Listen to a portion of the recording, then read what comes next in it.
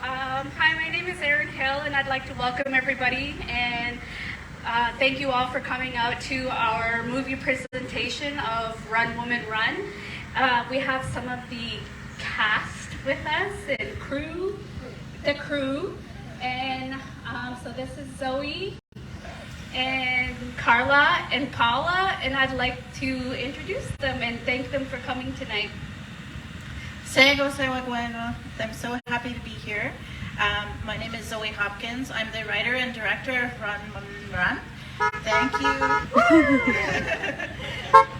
Thank you so much for having us, Six Nations Council and the Gathering Place. This is so cool, huh? Drive-in at home. That's awesome. Hope you guys got some popcorn and snacks. I said yes to all the snacks.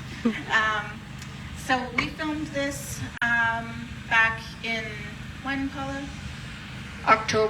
September, October 2019 and March 2020. Right. And yeah, yes. some time ago. Pre-pandemic. Exactly. So I'm the writer and director. Paula Devonshire, who's from Tyndonega, is the producer, and we have a couple other producers who couldn't be here tonight. And Carla Robinson is our background coordinator. You'll see her also for a second in the film, because we've made her be in the movie. And Carla's married into our community also, so she's got Six Nations ties and children. So we're all happy to be here. So Caitlin wanted us to talk about, how we got into the film industry. And I first of all was in a film when I was 15 years old, and I was really taken with the whole experience. And I babysat her cat. It's true, Carla and I've known each other forever, since I was a kid. You babysat my cat while I was in that movie? Yeah. Oh my God. For 2 months. 2 months, yeah. That's hilarious. So I was in a film called Black Robe when I was 15, and I was really, really excited about the whole machine of making films, and I knew I wanted to do something in the film industry, and I wasn't quite sure what yet. So I went off to film school. When I finished high school, I went to Ryerson University, and I got a degree in film, and I kept working as an actor both before that and after that, and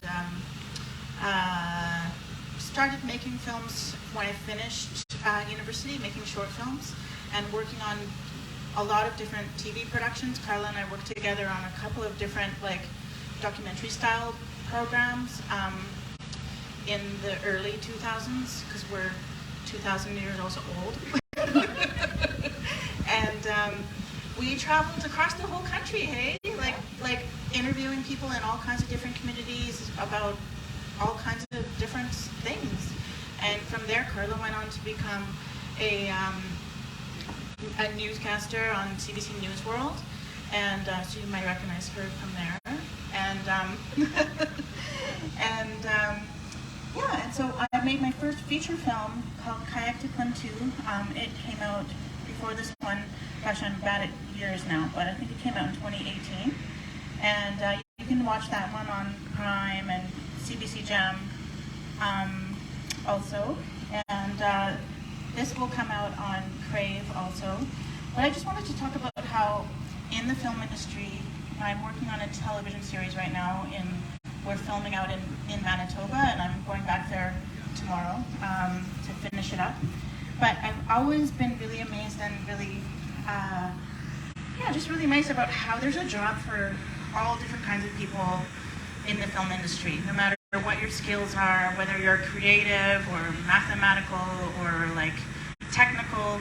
There's all kinds of different jobs, from accountants and construction and costumes and makeup and camera and building things. For the show I'm working on right now, we had people build a house and that we're then going to burn down on the last day. So there's special effects people.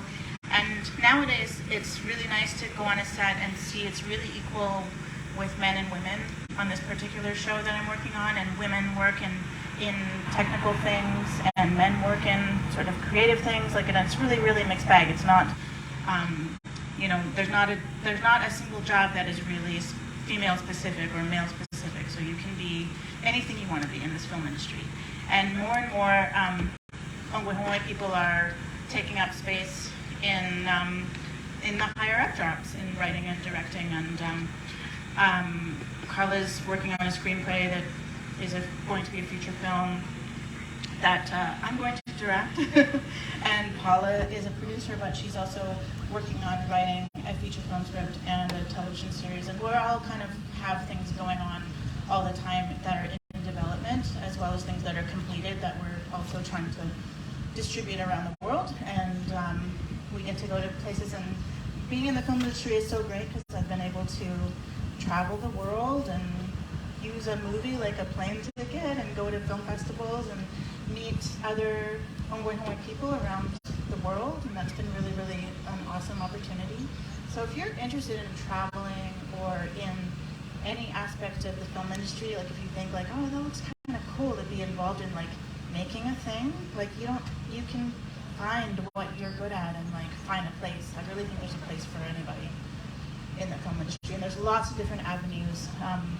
I worked on a show, and I was a background person, and we shot it in Scotland. It was that show Outlander, and the director of that was a female Canadian woman, and she got to be a television director by being an assistant director and working her way up that way.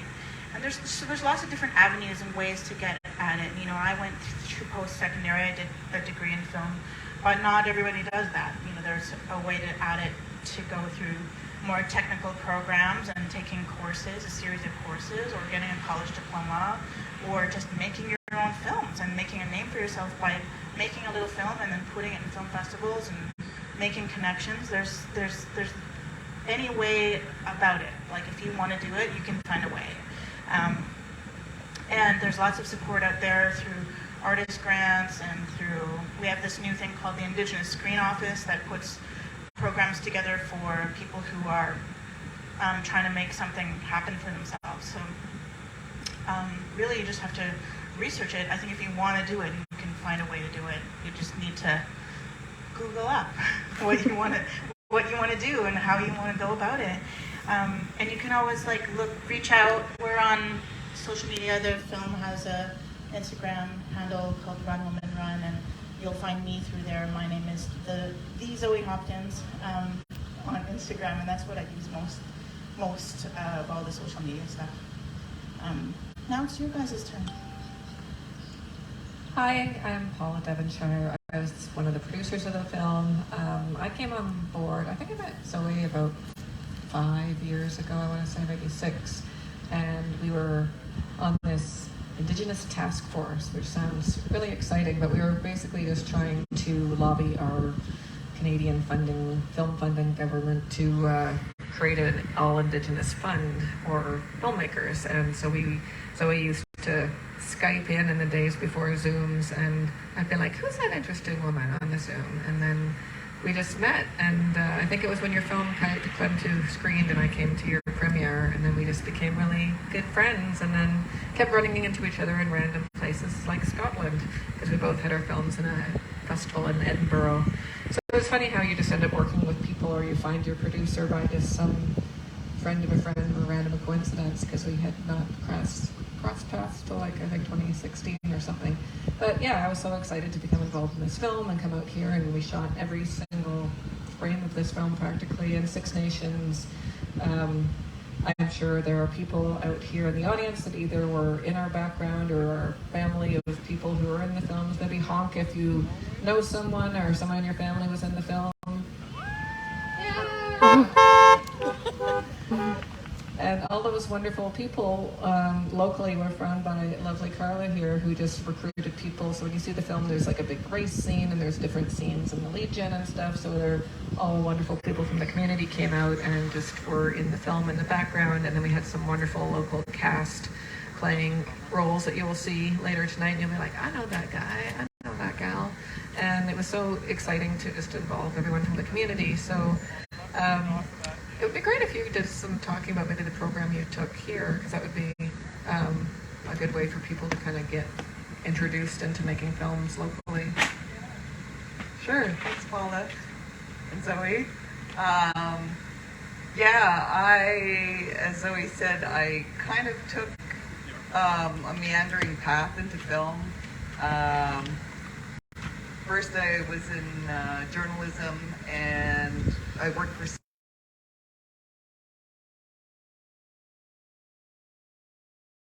a long time. She was 12. And then for my last few years there, I was doing arts and entertainment hosting, and so I was covering like, big film festivals and stuff like that. And I didn't see any Native people or Native films or Native thing, and so I just kept covering, and I was like, oh God, what am I doing here? I should, learn how to make films, So I left CBC, then realized I can't do films with 3 kids, so wasn't in the business for a while. But then I did go in, and I realized that there's so many talented people in film who've had lives before film. So don't think just because you're older you can't do it too. All the experience that life has given you, will help you. And I taught screenwriting through the Learning Through Theater program, organized by Barbara Miller and Social Services. And oh my God, the talented, writers and actors and, like everybody who helped. It was just so amazing. And they made a film. Hopefully it will air. Hopefully we'll get to see it. They made it in the middle of COVID. But it was very creative and very, wonderful. I really enjoyed working on Run Woman Run and seeing it seeing it take shape. And Zoe didn't talk about her language and how she spent years learning Mohawk with her dad, and that just permeates this film, and it just permeates so much of her work. She's made several short films entirely in the language, and so it's taking back her power, and it's so amazing to bring our language into storytelling, because storytelling, like you'll see tonight, is magic, and you get lost in those worlds, and it's so powerful. So yeah, thanks for coming out. Like, we make movies and we need people to watch and support them. So thank you for supporting your storytellers. And thanks for coming out tonight. Like, look at the sky, guys. It's amazing out here. What a wonderful night for this wonderful day. So thanks everyone for coming. Do you want to? I'll just add one little thank you. Dan Nandico is here with Trisha, his wife, and they're one of our executive producers and financial supporters of the film. So we're so grateful for their support and always being at all of our screenings. It's so nice. And here they are again, watching it for the 25th time, I think. He's getting up there. Yeah, he's getting and you up can there. see all of Dan's wonderful cars in the film. Yeah, he gave us beautiful cars. And yeah, I think I heard there's some Hills Tire reps here.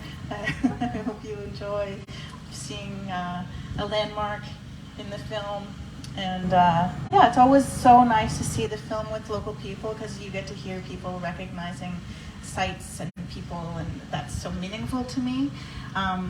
So when you see it and if you like it, please feel free to share, review it on Google, or add a review on Letterboxd, or share it with your family. It will be on Crave and Bell one of these days. So when it's up there, make sure you tell people to watch it, and you can watch it on the airplane these days. So if you're flying, elbow your neighbor and tell them to watch it. Take pictures, and you can post on Instagram, Run Woman Run Film. Yeah, Run Woman Run Film is our Instagram. Thank you. Yeah. Happy Indigenous Day. Right. Happy Ang Buhay Day.